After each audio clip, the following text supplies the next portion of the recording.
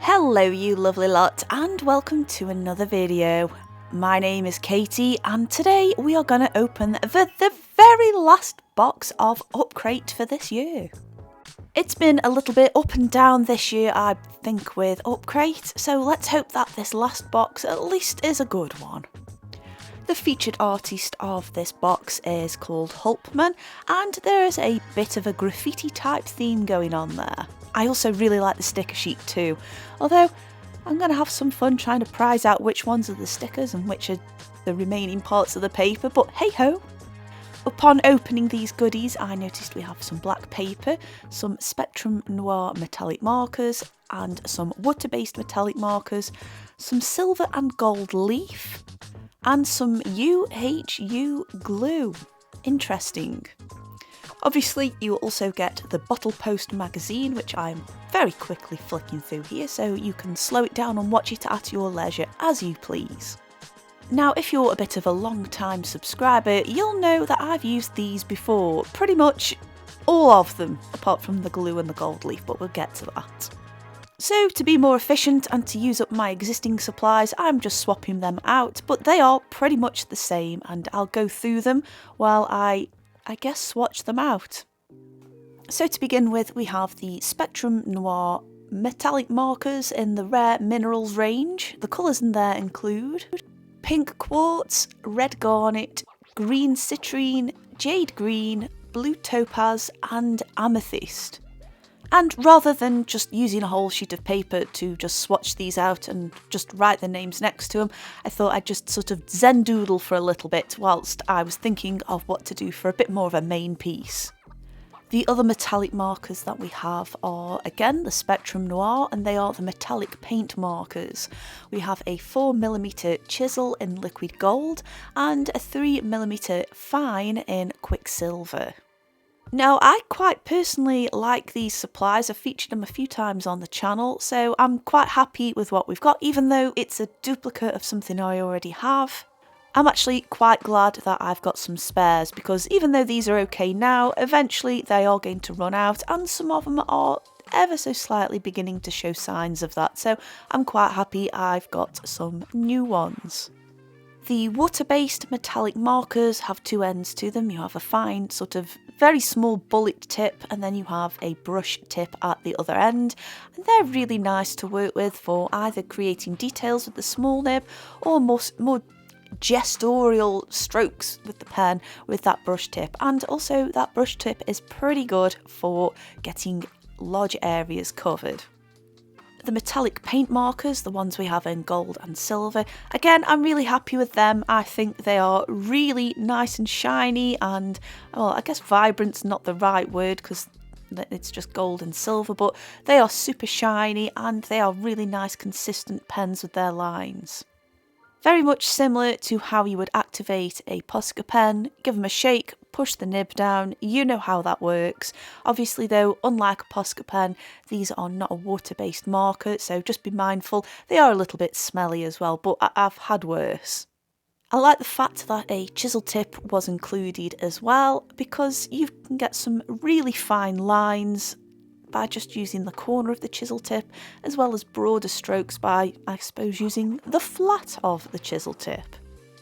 The paper we have is by Reflex and it is black paper, 120 GSM, and we have 3 sheets of it. To be honest, I was a little sceptical about how these pens would perform on this paper, but actually I was quite pleasantly surprised. Perhaps would have been nice to have had a few more sheets because these pens are going to last a good while, but hey ho. We also have some gold and silver flakes and they are by Art Space, which is an UpCrate brand, and again I like the fact that we had that in there. It's just something to mix things up a little bit. To get that to stick to the paper, however, we had the UHU glue, which is a solvent-based one, I believe. It definitely smelt like one. And I like the fact that this box, I guess, in my opinion, has 3 grades of metallic there. So you've got those twin-tipped markers, and yes, they're shiny, but they're not super shiny. You have the pens, which are a fair decent amount of shiny, and then having them gold and silver flakes, obviously they're metallic, so they're going to be really shiny, and I like the fact that we've got those 3 levels of metallic to play about with. Now, I quite enjoyed just playing about with these pens, I guess, whilst we'll call this the swatch sheet. They're very nice and smooth to work with and relatively consistent. Some of the colours, like the blues and the purples, it's always blues and purples, isn't it, with me? However, those colours do tend to just be a little bit on the streaky side, and I guess that's just down to how the mica particles settle once that ink has stuck to the page. Also, obviously I'm not going to use it in this video, but you can also water these down a little bit just by scribbling them into a palette and then just adding a bit of water and applying it with a brush, and it works really great. It's just nice to have different strengths of that metallic. Obviously don't try that with the pump markers, that's just not going to work, they're not water based. Even though it's a colour that misbehaves for me, and again, it's just one of those things, I would say that the blue is one of my favourite colours, as well as that really rich sap green colour we have too. So now it is time to swatch out those gilding flakes, and why were we given this glue? This was the worst glue ever for it. I'd use this to repair crockery perhaps, or maybe a figurine that I'd broke, or just general purpose.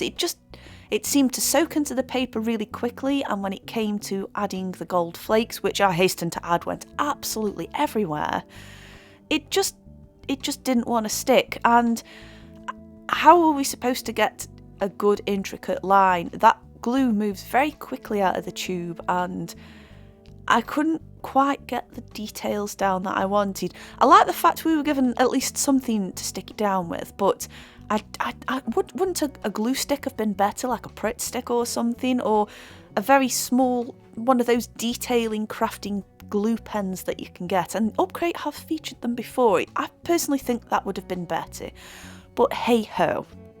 I do find a way to overcome this, and that unfortunately just means scrapping that glue altogether.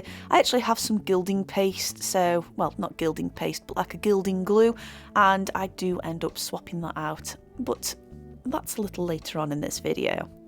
I thought a nice piece to use these pens for would be for a lion. Kind of keeping with making the most of having that black paper as a background, I didn't want to just completely saturate areas with the metallic pen. I think it just would have been a little bit too much, and when it catches the light, I want it to be interesting. If I end up covering the whole paper with all metallics, it's just going to be overwhelming. Your brain can't quite process what the image is, and it just sees shininess. So for me, I found using that black paper was a great way to add an outline without adding an outline. So whilst past me's drawing in the background, this very much reminds me of the box we had around about this time last year for Scrawler Box. Obviously minus the twin tips and the gilding paste, it just seems like a very similar box for a very similar time of year. And I'm not trying to make a point with that, but more of an observation. However, I think out of a lot of the UpCrate boxes we've had this year, I'd say this is probably one of the better ones. For me personally, I'm sort of on the fence whether to keep the UpCrate subscription or not. Like I say, throughout this year we've had some brilliant boxes. The acrylic gouache, I quite like the scrim box. I know a few other people had issues with it, but for me, fortunately, I didn't have any. The scratch art box, the box where we had the bag in it, they were great, and there were a few which aren't massively memorable but were okay. However, there were some really poor boxes this year that just didn't feel either value for money or like they worked together, if you know what I mean.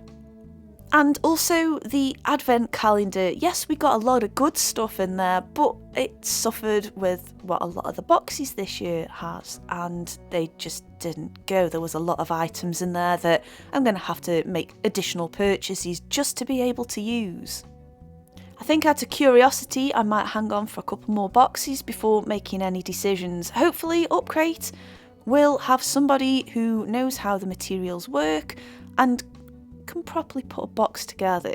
I don't really mind if it's a material I don't like, I mean that is preference, but when there's a box that just doesn't work, it's so frustrating. But anyway, I'll step aside from borderline ranting there and tell you what's going on with the picture. So I wanted to add a little bit of colour to this lion's mane. I added a few bits of silver around the gold parts of the mane just to add a bit of, I guess, detail there. And then I introduced a few of the purples and the pinkies right in there, again, just to add a bit more of an interest and fill some of that area up. Now it's time to add the gold leaf, and here is the Gilding solution, glue, whatever you want to call it. It's Firmo, and obviously that's used on your polymer clay, but I went through a good polymer clay phase a few years back before the channel. If you want me to make something though, let me know, because after pulling this out of the polymer box, I'm like, oh, I could go there again. Anyway, I digress. I thought that would be a little bit more successful and a lot easier to control for where I put these rather free-thinking gilded flakes. My goodness, the mess was real. I used a brush to push it down onto the paper, and again, the paper is a little bit guilty of sucking some of the moisture out of that glue, so not all of it stuck down. However, I at least had a rough idea where I'd placed everything, and it did work out a lot better. And again, I quite like this addition. It's just a shame that UpCrate put a glue in there that you can't really control and doesn't really stick all that well either, but never mind. One of the things I can say, I mean, I'm not an expert in this, but really push that those gilding flakes right down onto the page. You don't want it coming off. And as for the mess, obviously this wasn't included in the box, but I have a little on-desk vacuum, and that did seem to just get rid of all of those stray flakes. And boy, they went everywhere. I didn't even realise until after I'd done this, I'd got it all on my face, and yeah, it's very messy, so it's worse than glitter, but shinier. I went in and added just a few more details with the silver liner there, and just added around where I wanted the eye. And I must admit, I'm quite happy with how that turned out. I'm quite happy with how they both turned out, and I did like the supplies in the box, apart from the glue, which was pants. Of course, let me know, as always, down below what you thought of this. I thought it was fun. I enjoyed it, and I'll definitely keep using these supplies because I do anyway. I'll leave the videos where I've used these pens before on screen now, so if you're new here and you haven't watched them, I think you're going to really enjoy them. In the meantime, I want to say thank you so much for watching. I do hope you've enjoyed this, and I'll see you lovely lot soon. Bye!